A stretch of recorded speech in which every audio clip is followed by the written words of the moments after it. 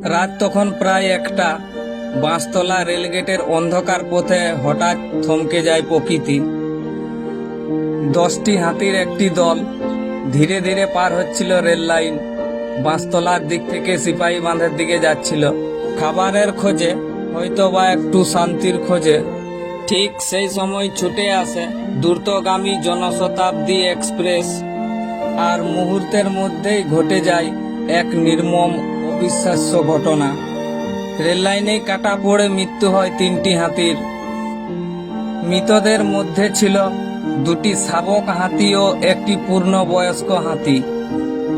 বাকি 7টা হাতি যারা বেঁচে গেল তারা রেল লাইনের উপরেই দাঁড়িয়ে পড়ে মৃত সঙ্গীদের পাশে, নিঃশব্দে শোকে স্তব্ধ, তাদের চোখে শুধু জল।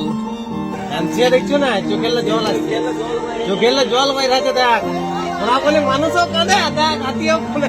শাবকের মা তার সন্তানকে বারবার সুঁড় বাড়িয়ে ছুঁতে চাইছিল, এবং মৃত শাবকটির মা তার সন্তানের গায়ে বারবার ঠেলা মারছিল, যেন ডেকে বলছিল উঠো।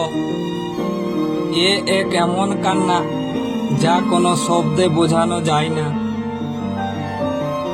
নিঃশব্দ কান্নার মাধ্যমে যেন তারা বোঝাতে চাইছে আমাদের অপরাধটা কি।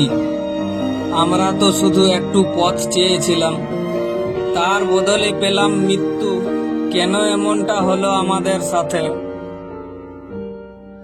ঘটনার পর থমকে থাকে ট্রেন। হাতির দল ছেড়ে যায়নি তাদের মৃত সঙ্গীদেরকে।